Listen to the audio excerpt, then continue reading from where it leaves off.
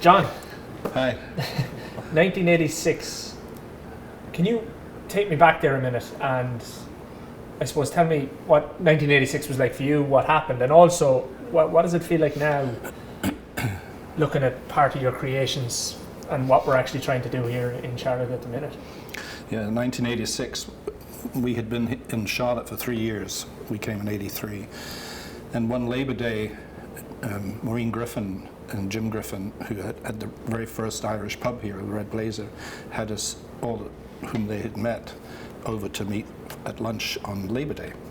And that was the start of what is now the Charlotte Irish Connection, and we called it the Irish Society of Charlotte back then.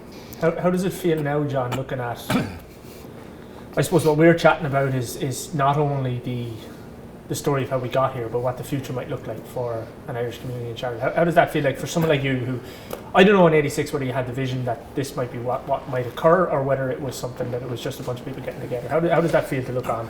Well, sometimes when you look back you think you've planned it, but there was a lot of things happening. There was the whole evolution of the southeast of the United States.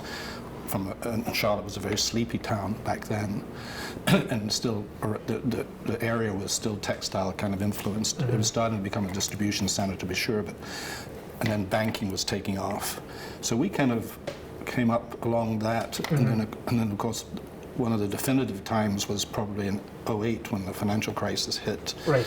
and Ireland was starting to take a look at their footprint in the U.S. Mm-hmm. and the legacy cities like New York and San Francisco, Los Angeles, Chicago, but the Southeast was undiscovered, mm-hmm. and we also were evolving with a sort of a new, more progressive attitude. I think we were very emphatic that we would be apolitical and non-denominational. Right. Back in the mid '80s, when it was very hot back in Ireland. That's got to be pretty special. Yeah. It's wonderful. Yeah, particularly there was an awful lot of cleaning up after events way back because we used to go, we were nomadic, we were going around from clubhouse to clubhouse, and probably that might be the seeds for the wanting to have our own place. And John, you kind of alluded to us there, like we'll say back when you arrived in Charlotte, or even arrived in the United States in general. Was diplomacy ever on the agenda? Because we're going to get onto it in a second, but you are, of course, the first Honorary Consul here in Charlotte. And yes, the head of mission is Charlotte. The mission is Charlotte, but it's the whole of North Carolina. Break it down a little bit for me, John, because, I mean, Honorary Consul is not something I ever heard of until I came over here and met you. What do you feel your biggest impact has been, or what are you able to do with a position like that? We're an extension of the Department of Foreign Affairs and Trade, and the role, the a priori aspect of the role is helping Irish people in crisis who may be away from home. Then there's the consular services, like helping people with passport forms, mm-hmm. or things like that. But then once those things are satisfied, then there's the promoting culture, there's promoting tourism, there's being able to do trade and investment mm-hmm. work.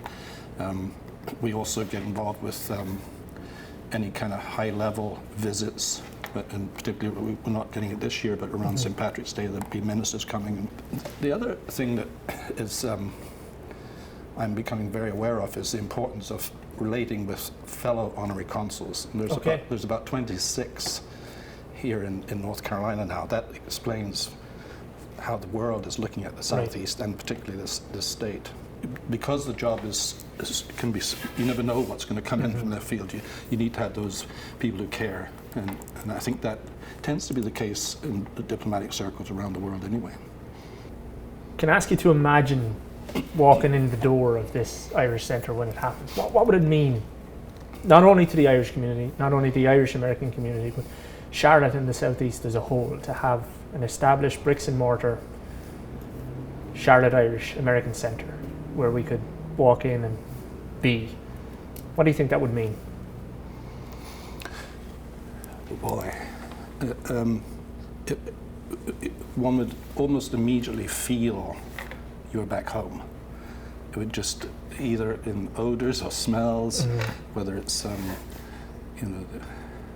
an Irish breakfast or some baked goods, and a place where other people who are not necessarily Irish would love to come because of it, the warmth and the sort of very natural attributes that the Irish have. Well, John, I can't thank you enough for your time, and as always, it's enlightening to just chat and pick your brain on not only your professional experience, but listen, thank you. It's been pleasure. wonderful. Thank you.